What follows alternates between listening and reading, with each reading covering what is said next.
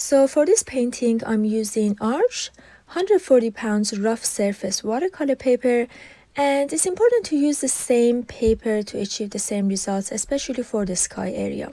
I'm starting by randomly wetting the sky section, and I'm not worried about leaving some dry patches in between to have a looser and a more atmospheric effect. I'm going to mix my colors now. I'm using freshly squeezed titanium white watercolor paint, and this allows me to create a pastel-like color, which is a very nice and it has a really special mood and atmosphere in it. So I'm mixing a salmon color using opera pink and a touch of quinacridone gold. You can use a mixture of any pink and any orange, light orange that you have available. And I'm just adding more of quinacridone gold to have a warmer salmon pink. And if you wanted to look more cartoonish, you can have more pink in the mixture. As you can see, adding white paint can really change the mood and atmosphere in a color and make it feel lighter and just happier in a way, if that makes sense. The next color I'm going to apply is cerulean blue chromium, but feel free to use any other blue. You can use phthalo blue, French ultramarine blue, any of them would work fine for this painting. And I'm just having very loose brush strokes, kind of blending this blue color into the salmon pink color, but I'm trying not to massage the paints together too much to avoid creating a muddy effect. Okay, so now the sky section is finished. I'm mixing the color for the land. This is Serpentine Genuine. It's a very special green by Daniel Smith.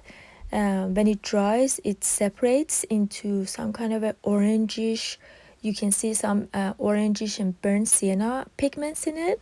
But if you don't have this color, you can mix a very natural green using a mixture of yellow and French ultramarine blue. Now I'm wetting the land, the bottom section of the paper, and this Serpentine Genuine color is very hard to reactivate when it's already dried in your palette. It's one of those colors. So I'm applying this color first, but then I realized that, okay, so there's already water on the paper and this color is very light. So by experience, I know once this color dries, it will be much paler than what I'm seeing right now.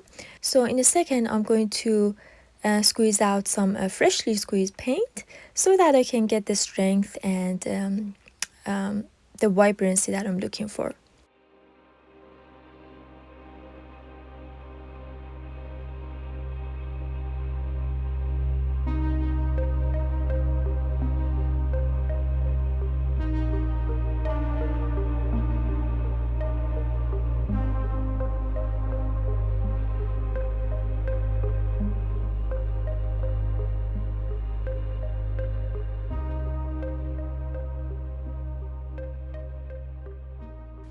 While I'm painting the land, I'm keeping in mind to avoid having a one flat surface of green color because I know that can look very boring in a painting. So I'm trying to have some lighter areas with a little bit less paint on it and some darker ones, as you can see, especially at the bottom parts of the paper, to create a more beautiful effect and make it look more interesting.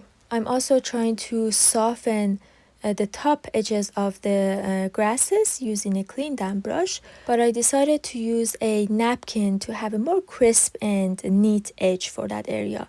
So I basically wanted to be soft enough, so I didn't want to have a really harsh edge for that area, but I didn't want it to be too soft that completely blurs and loses its shape. Now I'm splattering some green Apatite Genuine. This is the darker green that I use especially at the bottom parts of the painting, just to have a more beautiful surface. These two green paints that I used, Serpentine Genuine and green Apatite Genuine, these are very special colors. The pigment separates in a very beautiful way. So I really recommend you try out these colors if you don't already have them.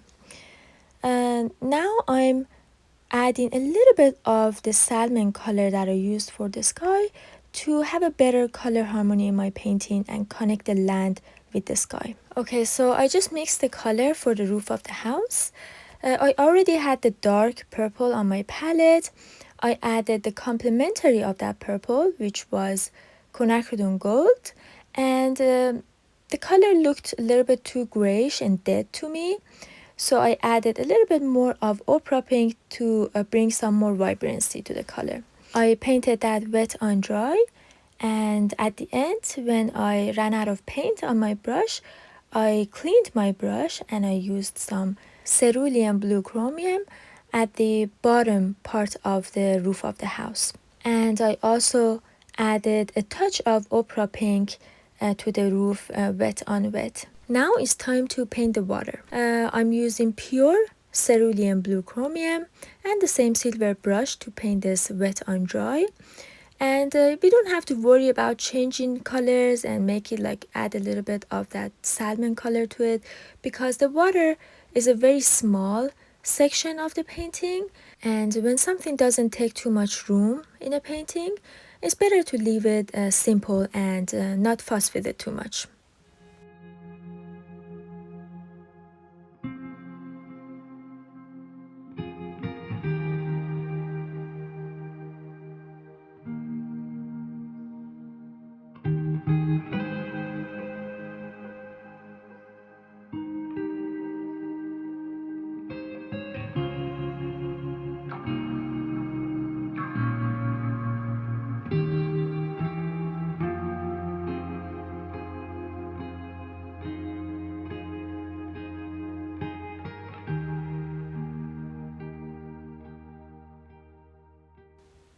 I'm using a mixture of brown and the dark purple that I already had on my palette.